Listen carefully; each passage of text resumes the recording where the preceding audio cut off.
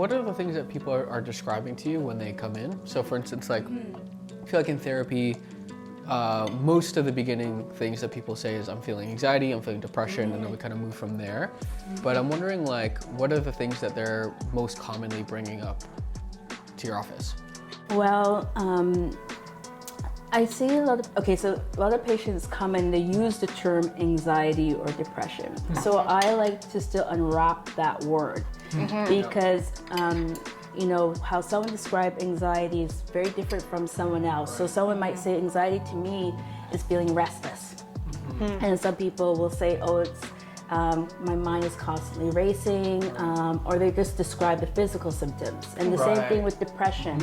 You know, some people say, you know, I feel sad, but then for another person it's sort of just lack motivation to do something. So I like to unwrap the terminology because everyone uses that very understandably, because that's the diagnosis sometimes they're given right away when they're coming to see me. But definitely I want to understand really what is their experience. And so, you know, a lot of times I do see people coming in, difficulty sleeping. That's a big one actually right now. And I say in the past couple of years, you know, I see a lot of people with headaches, feeling tired. Those are the things I really tend to see. Digestive issues, the stomach pain. So they've gone through the whole gambit of tests. And you know, and they're having issues with stomach pain or diarrhea, constipation. I mean, I know we're eating, but that's okay, whatever. There's no topic that's off the table. We're good. But you know, these are things that people say, well, I don't understand why I'm experiencing these things. And I've gone through that assessment, you know, where I follow up with my medical doctor and tests show up fine. So I understand why I'm experiencing these things.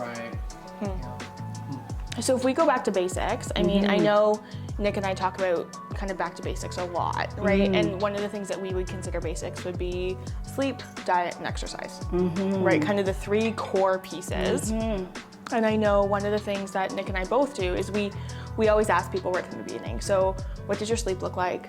What does your diet look like? What does your exercise or movement look like? And really, we often start with clients there.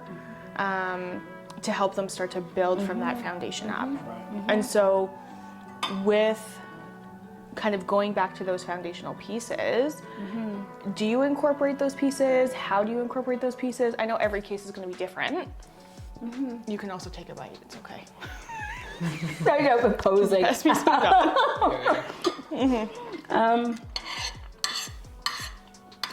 Oh, thank you.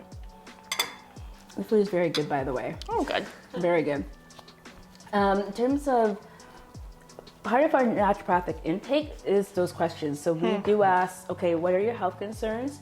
And then we do ask about physical activity. We do ask about the sleep regime, and we also talk about diet. And you're right, those are the three foundations that the body, I think, thrive upon, right? And so if you don't sleep well, then of course, you're not gonna have, your mood is gonna be affected, right? Totally. And the same thing with physical activity. The endorphins that you get with being active, right? And then the same thing, the food that we eat, like the beautiful food that we're eating here, you know, that provide us the nutrients, or what we call the building blocks that the body uses to help to support the nervous system or any other system within the body. Well, I noticed I was talking with a friend the other day, and they were telling me about how they had a really busy day, and you know, there was lots of big emotions, and it was kind of meltdowns, kind of over and over. And one of the first things they said, because they knew I was going to ask, was, yes, I didn't really get enough sleep last night.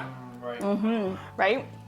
But that's just one example of the conversations that I have with clients all the time around, well, I can't control my emotions. My emotions are so big, or my mind is racing, right? Or I feel like I have brain fog. Absolutely, that's another one. Yeah. Right, and it's well, how many hours of sleep are you getting? Right, what does sleep look like for you? Are you going to bed at a decent hour? Right. So it's something that we're running into a lot. I feel like that's kind of one of the beautiful things about therapy too, is a lot of times you're just asking questions with a client, exploring kind of the interconnectedness of everything.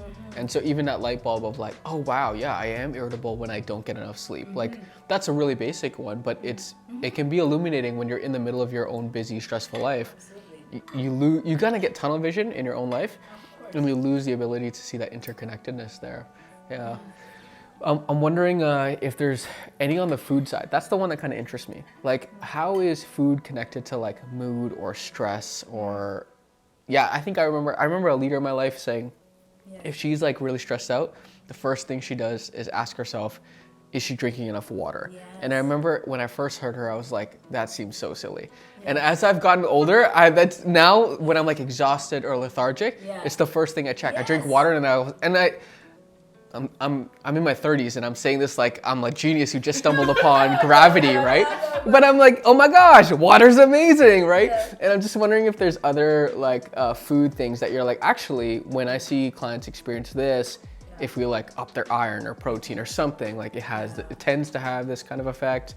Are there kind of like trends like that you see? Well, the key thing for me is really more going back to, so the concept, even going back to what naturopathic medicine beliefs are, the principles is probably the proper term. Okay.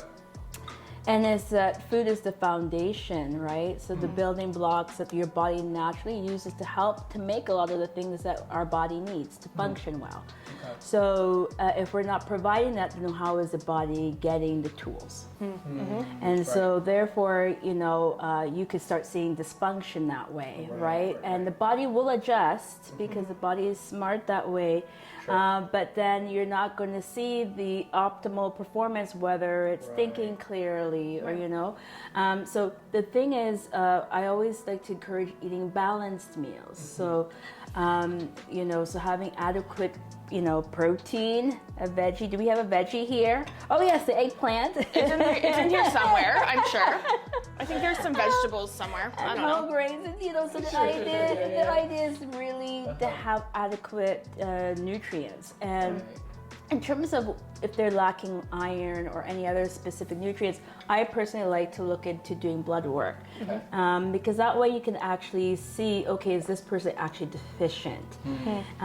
Yes, you could do a diet log, which is what I do, but then there's always the question of, is that person able to absorb what they're consuming? Because even if you eat, a lot of times what I know with patients who are stressed is that they're like, or they, or they eat and they're walking, and doing something else or what have you. So it's not mindful eating and not allowing for your body to actually assimilate, what they're consuming. So it's a bit of a mixed bag, but I really do believe in, seeing what the person, when they're coming in, we're looking at their diet, and I'm analyzing it, but at the same time, I want to see concrete information. And so I do like to do my lab works, as my front desk will attest to, that just to see, okay, is this person deficient in iron? Because then that's going to cause low energy, and then low energy is not going to help with mood, and there's that vicious cycle. But I don't want to presume based on just what I see through their diet